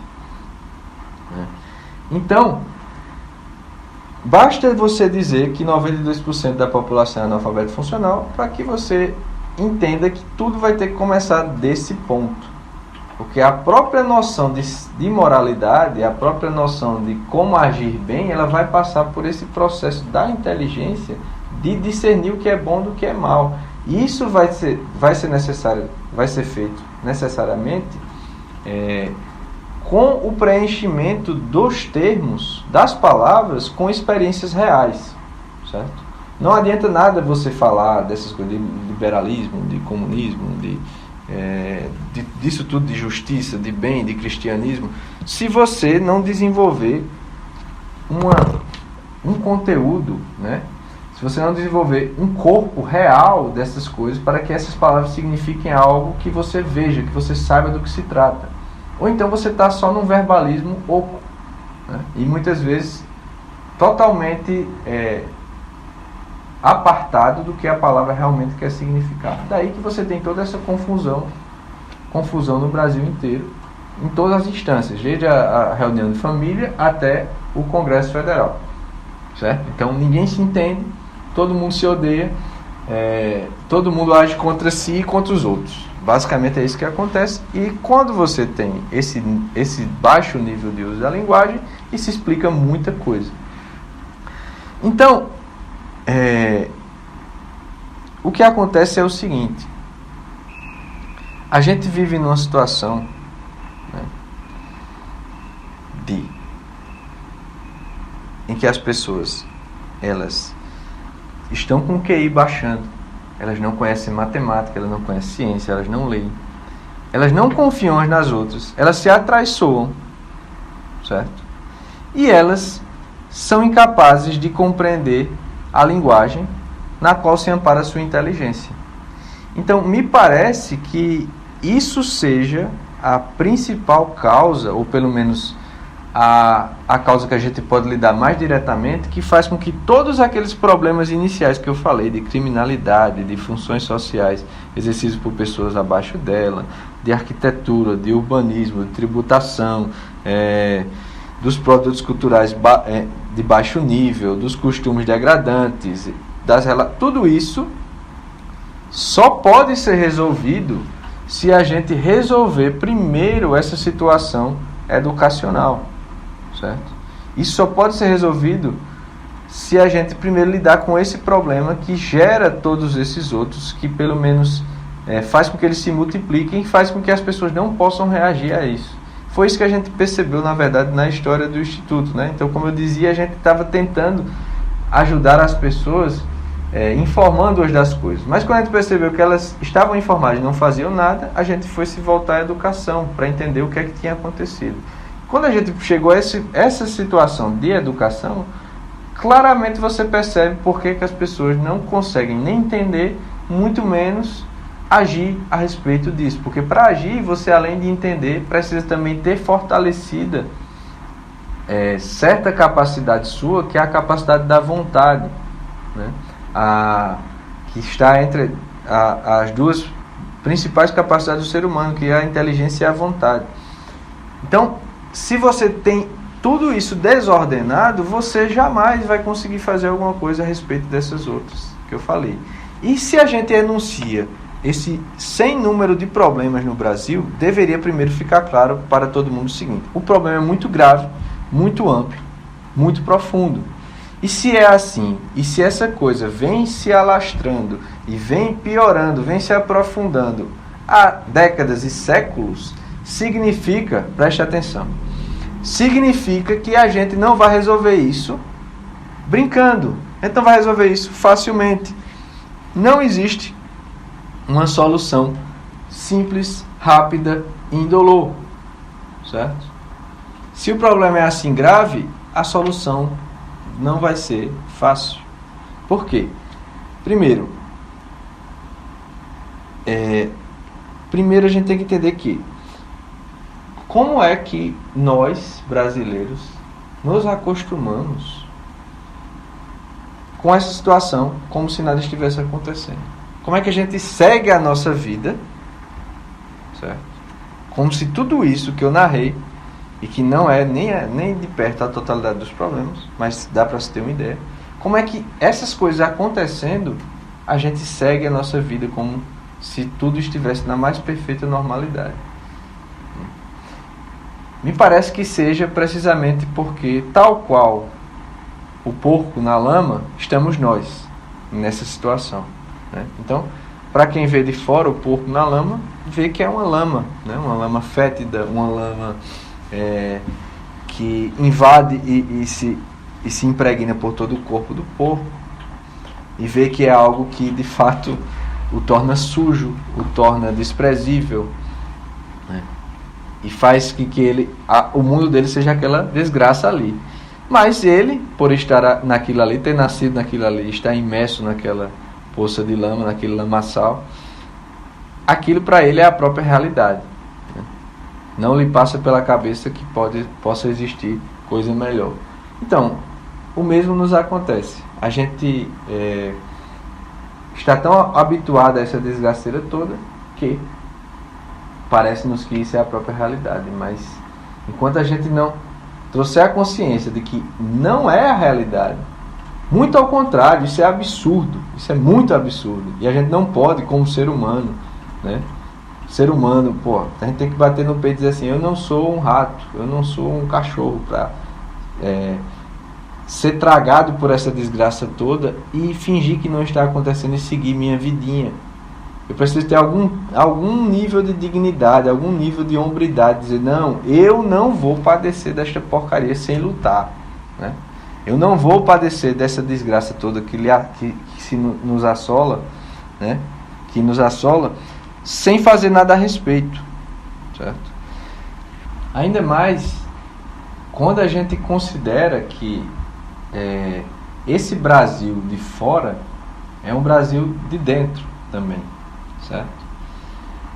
Como eu disse no início da aula, tudo isso que a gente está tentando expor aqui a vocês, a gente deve considerar primeiro no prisma da nossa própria vida e da nossa própria responsabilidade sobre ela. Então, esse Brasil que se apresenta aí fora e que externamente, pelo menos de maneira aparente, pesa sobre nossas vidas, ele também, de algum modo, se incorpora a quem nós somos, à nossa constituição, ao nosso modo de ver a vida, de perceber o mundo e de agir. Então, esse Brasil desgraçado aí, esse Brasil somos nós. Tá? Esse Brasil somos eu e você. Daí que a gente precisa levar muito a sério essa coisa de educação. E aí, nesse ponto, eu preciso chamar a atenção à segunda parte dessa aula, que eu coloquei. Primeiro é a lama nacional e segundo é o milagre brasileiro. Ainda mais quando a gente tem, em nosso tempo, o professor Olavo de Carvalho, né? Que ele sim, né? Eu considero, e me parece evidente, que seja um milagre o surgimento de alguém como um professor em um lugar como esse. Veja, tudo isso que eu falei, você ainda tem que expandir no seguinte aspecto. Você tem que perceber que todos esses problemas, todas essas questões educacionais, todas essas questões de criminalidade, elas estão de um modo tal disseminadas no país inteiro, nas pessoas e também nas estruturas. Pense você. Quantas universidades existem? Qual o orçamento de cada universidade? Qual o orçamento somado das universidades e do Ministério da Educação? Depois dos governos do Estado e do município e das respectivas escolas. E das editoras, que dão os livros para todas essas coisas e que tem uma relação toda íntima aí com isso. Ou seja, você tem uma estrutura absurda de levar as pessoas a esse nível de barbárie que nós nos encontramos, que, assim, conta com muita gente, muitas estruturas, muitos meios, muito dinheiro, certo? E que está sendo repetido esse processo por décadas, por séculos, certo? Cada vez de maneira pior. E aí você tem no Brasil o surgimento de Olavo de Carvalho. Quem é o professor Olavo de Carvalho? É alguém que, ao contrário de tudo isso que eu falei, é alguém que não esteve no sistema formal de ensino. Esteve muito pouco e saiu na 4ª série. Saindo de lá, né, ele buscou o seu estudo pessoal, e você pode testemunhar isso pelas suas obras, né? Não é nem preciso muita coisa. Basta você pegar lá o seu Jardim das Aflições, por exemplo, e você dar uma olhada se você é capaz de ler e de entender e de escrever aquilo ali. Quem mais no país é capaz de escrever aquele tipo de... Ou então Aristóteles, Nova Perspectiva. Mas enfim, o professor Olavo, na década de 90, tem uma parte que eu não tenho muito conhecimento, que é a parte das aulas dele presenciais, né? Mas nessa época não tenho muito acesso ainda. E aí, professor, se você estiver vendo esse vídeo, está mais do que na hora da gente ter aquela autobiografia sua, né? Estamos à disposição aqui para ajudar. Então, o professor Olavo, na década de 90, é importante frisar essas coisas para que as pessoas tomem a noção também do que aconteceu. Na década de 90, o professor lançou 3 livros, né, de extremo impacto, que foi a Nova Era e Revolução Cultural, o Jardim das Aflições e o Imbecil Coletivo. No Nova Era e Revolução Cultural, ele fala de Gramsci e de Capra, né? Ele fala de 2 correntes que vão quebrar uma tradição intelectual e vão causar problemas políticos, culturais como um todo. Depois, no Jardim das Aflições, ele parte de uma experiência dele pessoal e remonta uma série de problemas do Ocidente todo, enfim. E no Imbecil Coletivo, que é algo impressionante, Olavo de Carvalho, ele vai pegando textos, principalmente textos, se eu não me engano, e ele pega dos melhores ou dos mais reconhecidos intelectuais do país, né, dessa hegemonia que há no país desses intelectuais de esquerda, principalmente, e ele vai destroçando um a um. É algo assim lindo, é algo assim maravilhoso que você percebe a distância que há entre Olavo de Carvalho e qualquer um desses outros que contem com essas organizações, com esse dinheiro, com esse status de intelectuais do país. Então ali ele destruiu claramente intelectuais que eram tidos como os maiores do país. E fica claro nesse embate a diferença que há entre uma verdadeira educação e essa coisa que se chama e que se estabeleceu como educação no país. Então isso é muito simbólico, né? Em primeiro lugar, pela própria pessoa dele, em contraste com essa estrutura toda e com essas pessoas que contam com essa estrutura toda. E isso já nos dá uma ideia do caminho que deve ser tomado por nós na nossa educação. Porque, ora, quem segue nessa estrutura termina como analfabeto funcional e como essas pessoas que ele demonstrou a incapacidade nesse livro, né? Se duvida de mim, vá ler o livro. Por outro lado, ele, como um escritor assim absurdo, talvez um dos maiores, se não o maior, disputa para ser o maior prosador de língua portuguesa, né? Tá entre os maiores, com certeza. E a capacidade que ele tem de perceber a realidade, de falar sobre diversos assuntos, desde psicologia até literatura, filosofia, história, inúmeras coisas da realidade de uma maneira tão entrelaçada e abrangente. Inclusive, tudo isso que eu estou tentando fazer aqui com vocês, eu aprendi com ele, né? E com certeza as aulas dele causam esse efeito em você também, porque você aprende a se voltar à realidade e olhar da maneira correta, né? Então, nesse embate da década de 90, você já vê essa diferença que há entre o professor e esse estamento burocrático intelectual, né? Esse estamento intelectual brasileiro, o qual informa e direciona todo o resto, né? Não sei se isso ficou claro, mas outra coisa que é importante frisar é a seguinte: se você tem problemas nessas funções sociais, lembre que todas as pessoas que exercem essas funções sociais, elas se formam na universidade. Você só pode exercer as funções sociais com o diploma da universidade. Por sua vez, as universidades são ocupadas por uma hegemonia de tipo revolucionário, né? E as normas dos próprios conteúdos da universidade vêm do governo federal, desde a época da ditadura militar, né? Da década de 60 a 80. O próprio MEC foi criado por Getúlio Vargas. Enfim, tem uma palestra minha que eu trato um pouco sobre isso, que é Como Surge a Escola na Modernidade. Está no nosso canal do YouTube, você pode ver algum detalhamento dessa relação do governo, né, dos governos, do poder público com a escola para fins totalitários. Então, quando a gente fala desse embate do professor Olavo, isso já dá uma ideia do problema, né, quando ele demonstra essa absurda capacidade dele, muito mais elevada em comparação com esse pessoal. Você tem uma ideia de como o problema é grande a partir dessas pessoas inaptas para as funções que exercem no campo intelectual. E já nos demonstram que vai ser por essa outra via, né, pela via da volta à educação verdadeira, de maneira independente das instituições, que a gente vai conseguir algum sucesso, tal qual como o professor demonstra que conseguiu pelas suas próprias obras, certo? Na década dos anos 2000, né, eu acho que por volta de 2006, esse professor Olavo, ele lança o seu True Outspeak, né? O True Outspeak, para quem não sabe, foi um programa de rádio que não era uma rádio, né, mesmo, era uma rádio digital americana chamada Blog Talk Radio. E lá o professor tinha um programa que ele comentava, na verdade, notícias, né, que ninguém fazia isso, uma vez por semana, e ele respondia e-mails, respondia mensagens das pessoas que queriam perguntar, que ele não tinha mais condição de responder de maneira individual.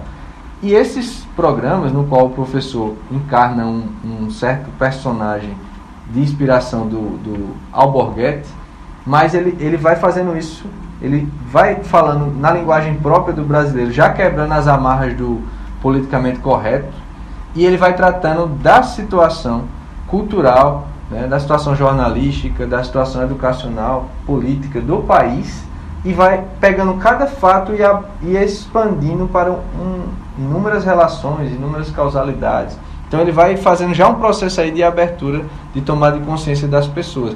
Eu mesmo posso dar testemunho disso, foi por aí que eu comecei a coisa. E quando eu estava indo para a faculdade de Direito, eu ficava escutando esse throat speak, né, enquanto estava no ônibus, durante a própria aula, e aquilo foi me deixando perplexo cada vez mais e compreendendo cada vez mais a situação.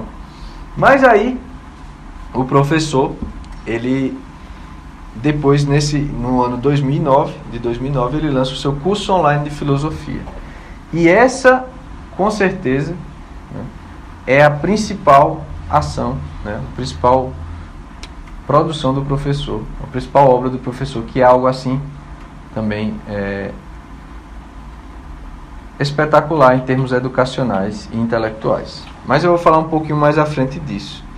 E depois, em 2013, é lançado o seu mínimo que você precisa saber para não ser um idiota, que hoje deve ter uns 500 mil cópias vendidas, o que é para o Brasil, né, um país em que as pessoas leem um livro por ano, um livro de 700 e poucas páginas falando sobre assuntos muito elevados, vender desse modo, né, já é um testemunho do sucesso e da sede que as pessoas tinham de conhecer as coisas como elas são, né? E foi aí que você vê uma disseminação desses termos, uma quebra dessa hegemonia cultural, e você vê que o professor consegue fazer de fato, sem nenhum cargo, sem nenhum meio de comunicação, sem dinheiro, sem estrutura, através de vídeos na internet, desde a sua residência, seu escritório particular, ele consegue, com a força da inteligência, a força da verdade, da personalidade, tocar inúmeras e inúmeras pessoas que estavam submetidas a essa situação do país, né? A situação absurda que eu falara antes. Então, tudo isso eu falo para que vocês entendam quão grande é esse milagre, como isso é um fato realmente extraordinário e providencial para que estejamos na situação atual, né? Então todas essas coisas dão testemunho, na verdade, de muita coisa, e você vê essa quebra de hegemonia que acontece a partir de um homem só. Você pode verificar isso tanto pelas obras dele como pelos frutos dos seus alunos. Se você olhar direitinho, por exemplo, as editoras que surgiram a partir do professor Olavo, a Vide, a Concreta, a Danúbio, a E-Realizações, todas essas, até os títulos que ele colocou em circulação e a abertura que se deu para esses intelectuais, você vê o trabalho de inúmeros alunos dele, muitos dos quais nós chamamos a Campina Grande para dar aula para a gente, para gravar cursos que a gente disponibiliza, para dar palestra, né?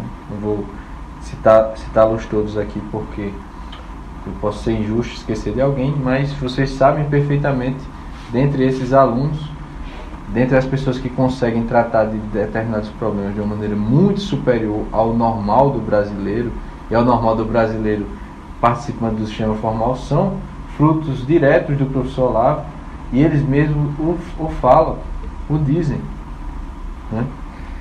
Então, a partir disso você percebe a mão da providência, né? Como é que a gente consegue perceber um caminho, consegue traçar um caminho educacional que parecia totalmente fechado e que de fato estava totalmente fechado a partir da atuação do professor Olavo, né? Só que daí eu volto já ao COF, que é algo muito importante. O que é que a gente percebeu aqui? As pessoas passaram a entender certas coisas, mas elas não realizavam, não faziam nada a respeito. E surge aquele que eu chamo de síndrome da fila do pão, né? Muito comum no Brasil. As pessoas percebem os inúmeros problemas, né? Percebem até algumas relações, percebem até algumas soluções, mas resumem a sua reação a isso em reclamar ao coitado que teve a infelicidade de parar ao seu lado na fila do pão. Então ele vai falar de todos aqueles problemas, todas aquelas possíveis soluções na fila do pão para aquele coitado que não causou aqueles problemas, que não pode fazer nada a respeito, e ele vai para casa seguir sua vida do mesmo jeito que ela estava nas últimas décadas, nos últimos anos, sem mudar 1 milímetro sequer, embora ele mesmo reconheça a grandiosidade dos problemas e a possibilidade de solução para eles, né? Então você tem esse fenômeno, né? Esse fenômeno muito claro, que foi algo que nos deixou também muito perplexo nesse caminho todo, né? Como eu disse a vocês, a gente começou aqui em 2009 estudando juntos. Depois a gente chegou a fazer a revista Vila Nova, que teve assinantes ao redor do país, que teve também distribuição gratuita de quase 30 mil exemplares na cidade de Campina Grande, com esse interesse de informar as pessoas sobre diversos assuntos. Fora outras atividades de aulas, de palestras, coisas do tipo. Mas aí chegou nesse ponto em que essas coisas aconteciam nacionalmente, que as pessoas passavam a falar de coisas que outrora, há 5, 6 anos atrás, lá para 2009, 2008, 2010, você não conseguia nem sequer falar às pessoas. Isso aí eu sou testemunha disso. Nós nos reduzimos a um grupo de 7 pessoas aqui em Campina Grande e a gente não conseguia falar sobre nenhum desses assuntos que hoje dominam o debate público nacional, a internet, etc. E aí a gente foi percebendo que as pessoas passaram a falar, mas pouco ou nada era feito. E daí que a gente foi fazer todo esse caminho de estudos sobre educação e como isso interferia na estupidez e na imoralidade das pessoas. Porque no fundo, essa é a questão, né? E aí, percebendo isso, e sendo formado pelo professor Olavo, estudando com ele, você via que ele indicava um programa claríssimo, né? No início do COF ele diz lá, primeiro, o que é o COF, né? De uma maneira que você nunca vê na sua vida, o professor ele vai descrevendo inúmeros problemas morais que existem no Brasil. Muitas dessas coisas, algumas dessas reflexões foram diretamente tiradas do que ele fala, né, no Brasil. Então, ele fala, por exemplo, de como nós não somos ensinados a ter um plano de vida, de como a gente não pode se sujeitar ao julgamento alheio quanto à própria vida, mas deve desenvolver essa capacidade em si, do método de você firmar um propósito através do necrológio, aceitar a circunstância e buscar a reabsorção da circunstância, que é algo que sempre me serviu muitíssimo e que depois eu vou explicar ao longo das próximas aulas isso. Também ele faz uma exposição assim muitíssimo detalhada sobre teorias, sobre o desenvolvimento da história, faz referência a inúmeros autores, fala da responsabilidade quanto ao que se sabe, fala do valor da indignidade moral de quem sabe as coisas e não busca viver em conformidade com o que se sabe, né? E ele fala do caminho inicial de estudos. Acontece que nesse caminho inicial de estudos, o que é que o professor diz? Ele, no início do COF ele diz, o curso é o curso online de filosofia, mas ele diz, olha, não é possível estudar filosofia sem cumprir essas primeiras coisas aqui. E aí ele vai falar, o que são essas primeiras coisas? O estudo da literatura, do latim, né? O desenvolvimento da imaginação, da memória, o estudo de poesia, fora a busca de você ir vivendo essas coisas em conformidade com a sua vida, colocando essas coisas em conformidade com a sua vida e vencendo os problemas morais, tomando consciência dos problemas morais que o Brasil nos traz, que a modernidade nos traz, para que você possa prosseguir. E ele também fala muitíssimo do amor que você precisa desenvolver, de um desejo que você precisa desenvolver muito profundo da verdade. Então, todas essas coisas que nós estamos fazendo aqui, e que os melhores alunos do professor fazem, estão dadas no início do COF. Olha que espanto, né? E aí o que é interessante, quando você compara com, na verdade, o processo educacional verdadeiro do Ocidente, que legou São Tomás de Aquino, Sócrates, Platão, Aristóteles, Cícero, Vigílio, São Jerônimo, São Cirilo de Alexandria, Dante Alighieri, Shakespeare, Goethe, todas essas pessoas, ele cumpre precisamente esse mesmo caminho, né? Essas coisas todas estão sempre presentes na primeira parte da educação. E o professor diz lá, nem adianta vocês virem estudar filosofia sem vocês fazerem isso. Ele diz, tanto que o primeiro ano do COF vai ser dedicado só a isso. Só que acontece 3 coisas, né? Primeiro, você tem os alunos que ignoram. Eu já fui um desses de início. Você escuta aquilo, tem uma ideia, mas você vai querer pular para a parte, né? Vai querer pular etapas, estudar filosofia, estudar Eric Fögel, estudar Louis Lavelle, enfim, você quer pular as etapas, né? E se eu posso dar meu testemunho, isso não funciona, como o próprio professor já avisara, né?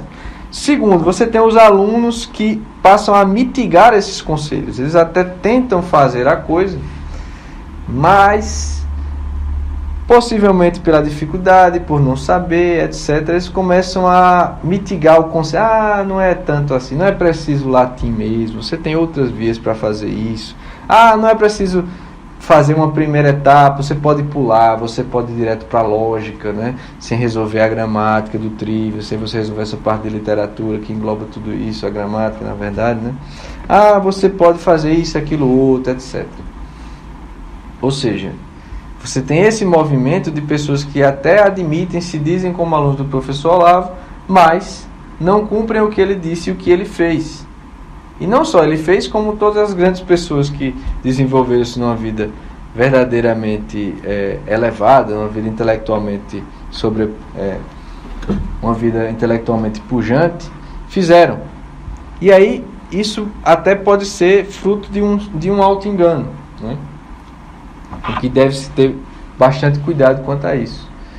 Mas o fato é que é isso que não só o professor fez, como o professor diz que deve ser feito, como a história do Ocidente revela que foi assim que as coisas sempre se colocaram em termos de educação, certo? Eu vou falar, claro, muito mais sobre isso nas próximas aulas em detalhe, mas eu só estou colocando a situação para que vocês entendam onde essas coisas todas se encaixam, de onde vem essa formação básica, né? Que não é algo tirado da nossa cabeça, não é algo de supetão, é algo que vem acontecendo há mais de uma década e que vem acontecendo a partir de uma situação muito concreta, que é a situação de estarmos no Brasil, nesse Brasil que eu narrei, desse Brasil que eu narrei, que eu tentei explicitar para vocês. Esse Brasil nos invade e nos transforma nele. Então há um Brasil interior a se corrigir. E desse fato extraordinário de ter surgido em nosso tempo, quando não havia qualquer esperança disso ser resolvido do jeito que as coisas estão, alguém como o professor Olavo.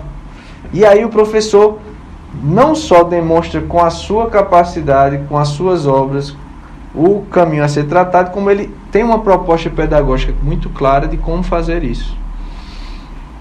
E aí nós, ao percebermos e ao tentarmos fazer e buscar isso aí, a gente percebeu algo que o próprio professor depois admite, que ainda havia uma distância muito grande entre o nosso nível e aquilo que ele percebia como seria o nível dos seus alunos, como seria o nível dos seus alunos.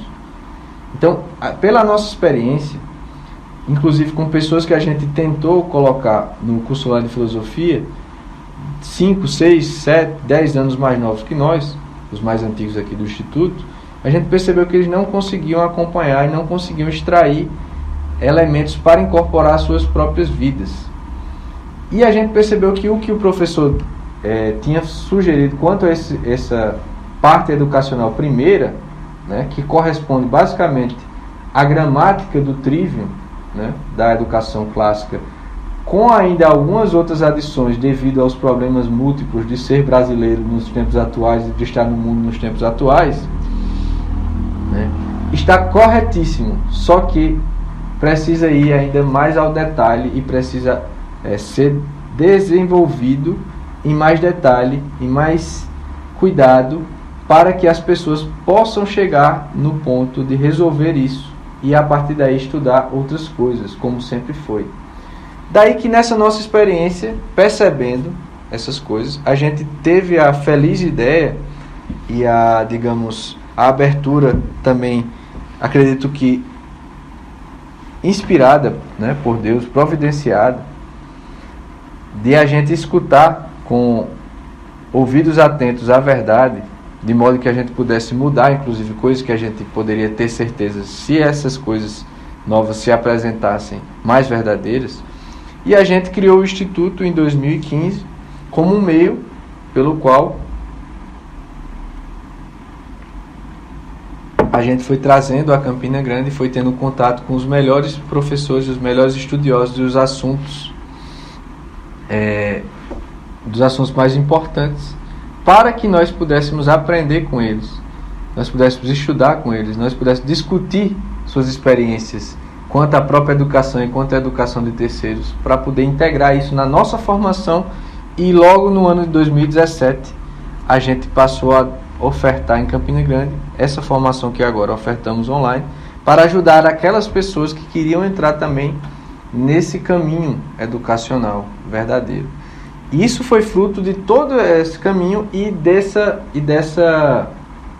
toda essa história aqui que eu vim falando, e desse contato com os melhores professores ao redor do país, né? Estando eles aqui, eles sempre gravam cursos, eles dão aulas presenciais, e a gente com certeza sempre conversa com eles e tira dúvidas e discute coisas e, né, enfim. E aí nessa experiência, inclusive, o que é que a gente percebeu, certo?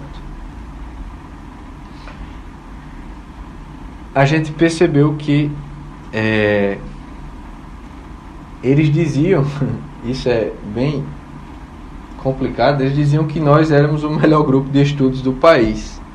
Então isso aí está sendo dito pelo Flávio Morgenstern, pelo Francisco Cossin e por vários outros que nos dizem, ou pelo menos nos colocam numa posição de referência quanto a essa parte de estudos, né? O que pra gente é um tanto quanto desesperador, né? Porque olhando direitinho, seria muito bom que tivesse outros grupos que nos pudessem ajudar, outras pessoas, mas aparentemente quando usar são poucos, né? E é muito raro encontrar. E a gente foi percebendo, inclusive, a partir da experiência que esses professores, que esses intelectuais, essas pessoas que estavam buscando a vida intelectual, né, pelo menos, desses estudiosos, dos seus alunos, do que a gente começou a perceber na internet como um todo, e do que a gente começou a ver do nosso próprio caminho individual de estudos, e dos nossos estudos em grupo, e do ensino aos nossos alunos e das pessoas reais e concretas que nós víamos, conversávamos e auxiliávamos aqui em Campina Grande e em redor do país, né? A gente foi percebendo que acontece um fenômeno muito problemático, que é as pessoas ignorarem essa tradição educacional, que é a única que deu frutos reais, a única mais segura, né? E as pessoas que mesmo dizem ser alunos de Olavo, no geral, tentam pular etapas, não cuidam dos primeiros passos que são fundamentais, e isso se dá principalmente por ignorância, mas também por problemas morais e psicológicos. Então, nesse caminho todo de 3 anos de formação presencial aqui em Campina Grande, e agora estamos no 4º, em 2020, nós fomos aplicando isso às pessoas, a nós. Agora já estamos dando essa formação ou algo semelhante em outras cidades, em João Pessoa. Já tem algumas viagens marcadas para o estado de São Paulo, para o estado do Paraná, para o estado do Rio Grande do Sul, né? Possivelmente virão mais. Nós estamos com todo o cuidado tentando fazer esse processo de unir a nossa formação e a formação dessas pessoas à linha tradicional de educação que formou pessoas como esse que eu citei e formou o próprio professor Olavo e é indicada por ele, certo?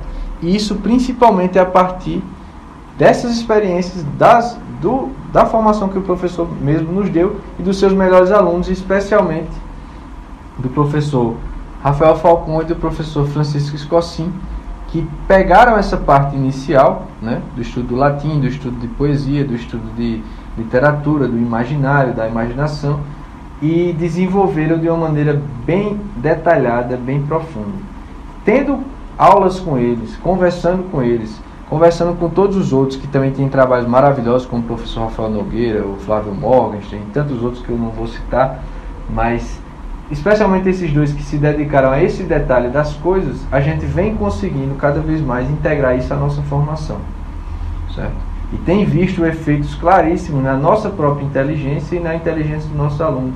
E não só na inteligência, mas na inteligência e na vontade, né? Então, é disso que se trata a nossa formação básica. E essa foi uma primeira aula, um tanto quanto longa e talvez teórica demais, mas não é essa a tendência do curso. O curso é para que nós efetivamente os ajudemos a resolver essas coisas, certo? E o que a gente busca aqui, na verdade, é formar um ser humano como se deve ser, a começar do próprio sentido da palavra educação, né? Que é ex ducere, conduzir desde dentro para fora, né?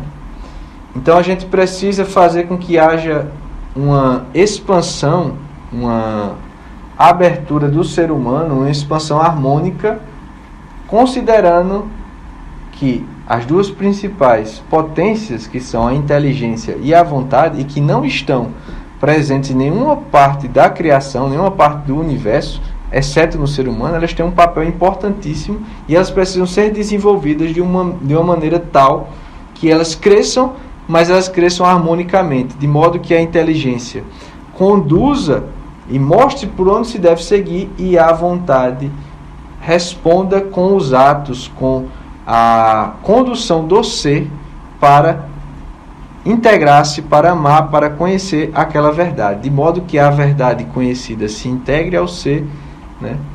A verdade conhecida demonstre onde se deve, como se deve agir e para onde se deve direcionar a pessoa, e que a pessoa respondendo positivamente e indo em direção a isso, essas verdades se integrem ao ser e não fiquem só como coisas externas. Então, é isso que a gente está tentando fazer, e isso é a verdadeira tradição pedagógica, é a única tradição pedagógica do Ocidente, é a única que deu certo. E quando se trata de educação, a melhor coisa a se fazer é fazer o que sempre deu certo, e não ficar testando, porque o resultado é a inteligência humana, é a consciência humana, certo? Então,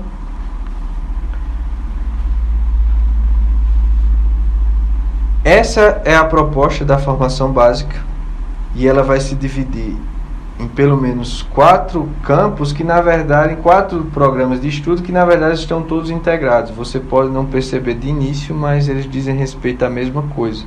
E eles foram cuidadosamente pensados, que é a parte do estudo de latim, do estudo de prosa, o estudo de poesia e o estudo a respeito das virtudes, dos vícios, e em certo ponto com enfoque à vida de estudos. Na próxima aula, portanto,